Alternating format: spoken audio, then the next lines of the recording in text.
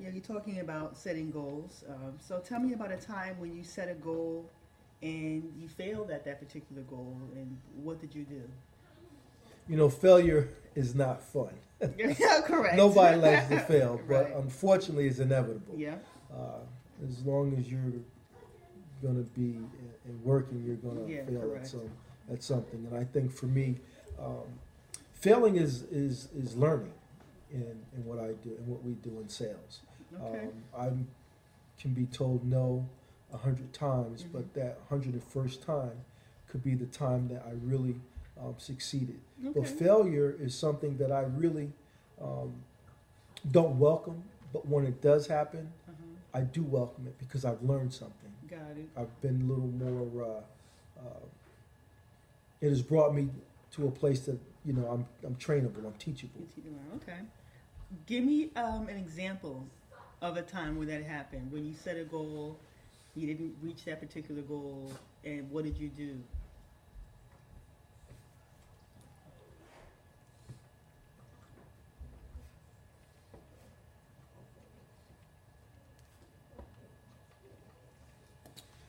Well, I've set several goals, and a lot of them, of course, haven't come to fruition. Okay.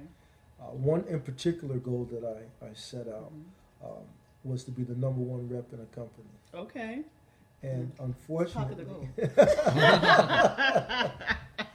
and I want to say unfortunately, I didn't become the number one representative. I was the number two representative. Okay, well there you go.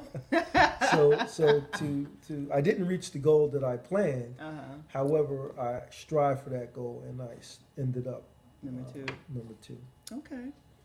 How do you handle conflict within a team environment? Because you're going to be dealing with not just your external customers, but working in a team, you're dealing with internal customers as well. We have a matrix type of a situation here. You'll be working with reimbursement reps and so on, MSLs and all that. How do you handle the situations where maybe you're not on the same page with some of your teammates?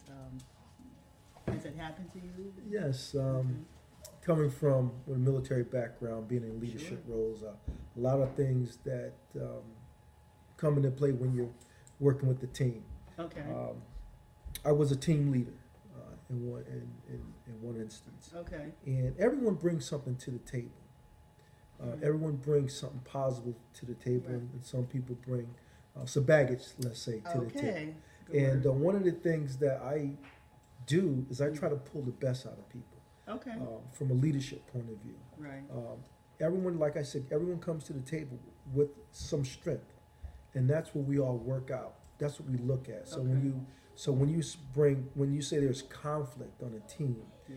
that conflict is basically understanding everyone getting on the same page, everyone striving to be on the same page. Okay. So what is the conflict? The conflict could be that this is a office that we can't get into, or Okay. what is the conflict? Let's work on the conflict, and then we can resolve the conflict. Got it. So the conflict may not necessarily be a person. It could just be a situation that you're not really agreeing on. Okay. And speaking about a team, what role do you generally assume in a team environment? Generally, I'd like to assume a subject matter expert role, a team leader role. Okay. And the reason why I say that is because I'm very analytical. I like clinical data. I like Okay. analyzing structures. I enjoy doing that. So I Okay. like to be the person that in a difficult, high-stress situation, Yeah. I'm the person that brings clarity to a situation. Got it. I like to, be a subject matter expert on the Okay. team. You're the go-to person when it comes to that. Okay. And speaking about leadership, you're just having me roll right into the next question. Describe your leadership style.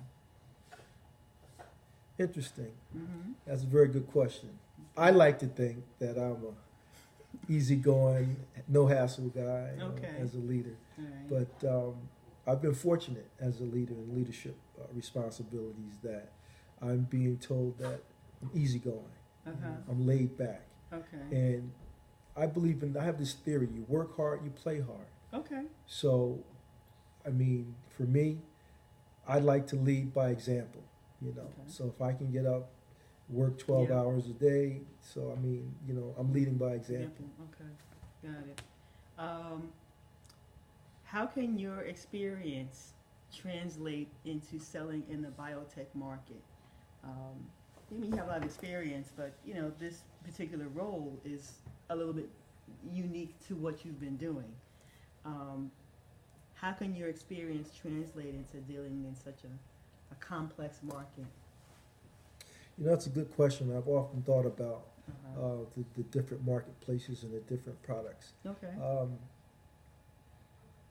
S- I don't want to marginalize products, but I will say this, Yeah. that once a product is understood, once you understand the features, the benefits, the side effect profile, once you understand how to market and sell that product, Yeah.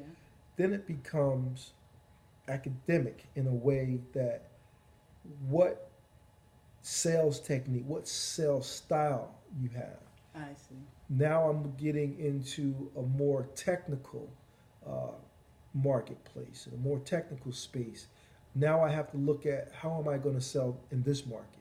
And I think to me to translate all of my past experience and successes onto understanding the dynamics of the marketplace, the biotech marketplace in that space. In that space. Okay. Um, Tell me about some of your opportunities for personal or professional improvement. Because I ask it this